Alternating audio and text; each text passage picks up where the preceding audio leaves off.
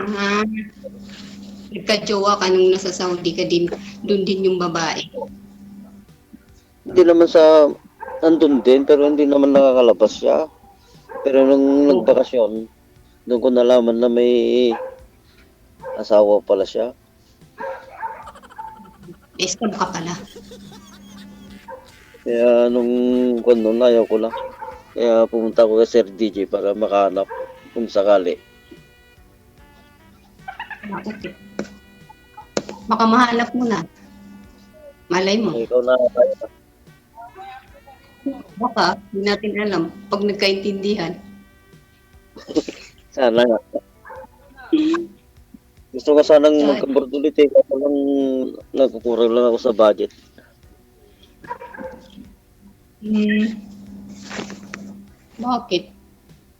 Anong trabaho mo ngayon dyan? Eh, nagkukuha ako, nagpapalakot ako. Pumunta ako ng nangingisda. Okay. Kasi naman yung kita pag may swerte.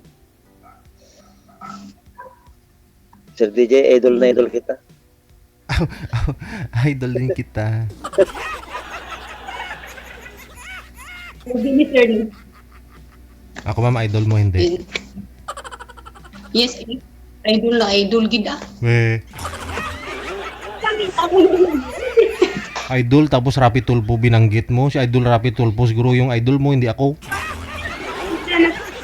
Live. Alam mong bawal banggitin nga, binabanggit mo pa. Tapos idol mo ako. We, Hindi may nagbanggit ko no eh. Sabi mo, yung ano, Patikin. yung sa pangalawang salang, meron doon. Hindi mo lang nabasa kasi. Paano yung madam pag wala na tayo kay Sir DJ, paano pa tayo mag-usap? Hindi ko alam. Hindi ko naman alam yung anong ano dito. Paano mag-usap pagkatapos ng live. Kaya, saan tayo mag-usap kung sakali? Ay, bigay mo yung ano. Bigay mo yung imo mo sa akin. Hindi mo ko ibibigay sa'yo. Pag-off. Ibigay mo dyan kay Sir DJ para siya magbigay sa akin. Wala. Kayo nangangailangan, kayo magbigayan, ba't sa akin? Hindi ko naman type si Sir. Siyempre siya yun niya ibibigay. Hindi mo ko ibigay ko sa yung number ko, di ba? Para invite mo. Plagpat yun si Inday ah. Sabi niya, idol niya daw ako. Pero dapat kung idol niya ako, alam niya kung anong dapat gawin kasi kung nanonood siya, di ba? Ibig sabihin, di niya ako idol, di siya nakikinig pag nagla-live ako. Kasi bakit sa akin ibibigay yung number niya?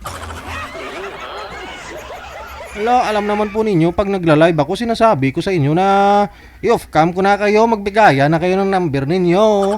Tapos sabihin nyo sa akin, ibigay. Wala. Sir DJ, hindi siya nanonood, no? Ay, ibibigay sa yung number ko, di ba? Makikita mo yung number ko dyan. Hindi mo makita, hindi. Hindi ko alam. Sulat mo yung number ko, sasabihin ko sa'yo. Kailangan pa rin sulat. Wala akong ballpen eh. Sabi mo, di mo alam, kaya ibibigay ko yung number ko sa imo para magkontakan tayo. Mabibigay ka na. Sulat mo, ha? Oh my golay, hindi talaga kayo nakikinig sa instruction natin sa live. Bago kayo maisalang, di ba? Inuorienta kayo ni manager. Bawal nga magbanggit ng number dito. Pag off cam na, dun kayo magbigaya ng account ninyo. Wala, oy. Hindi na kailangan i-take no, ay sulat-sulat. Kasi screenshot nyo po yun o tuloy-tuloy yung pag-uusap ninyo. Tandaan nyo, tapos i-search. Tuloy-tuloy po yung pag-uusap ninyo, yung pag-usapan ninyo kung during live, pag-usapan nyo po dito tungkol sa inyo, no? Yung mga confidential sa off-cam na. Yun po yun.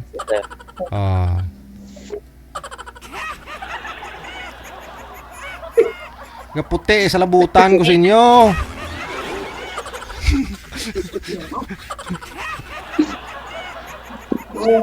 Bagong ribbon. Ano, oy. Bagong ribbon pa naman to. Sabi mo? Tuloy pinagalitan tayo ni Sir EJ. Ano? Tuloy pinagalitan tayo, sabi ko.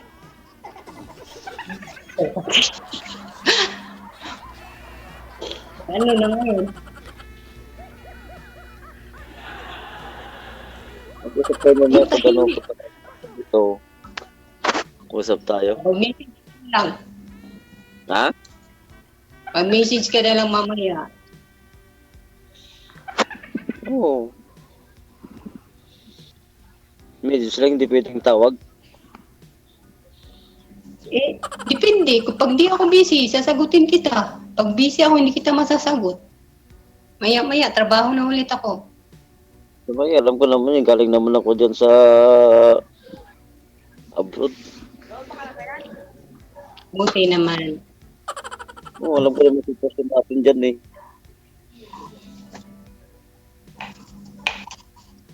Sige, mag-message ka na lang mamaya. Oo. Ikaw na yung nahanap ko.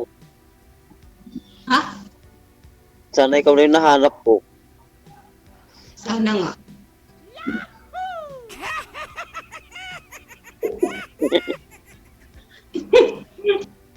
Ay, naku, hindi ka ba manluloko? Baka marami kang babae dyan. Ako nga, ako nga yung linuloko, kaya nga wala akong naging partner hanggang nung naghiwalay kami ng asawa ko dati. Paloko ka naman. Hindi ako sasali kay Sir DJ pag may partner na ako ulit. Siyempre, alangan, baka magkita ka pa. Patay ka Pinasa ko yung rules. Di ba yung rules, pag rules, hindi ka sasali dito pag may jowa ka or girlfriend or asawa, iba. nga.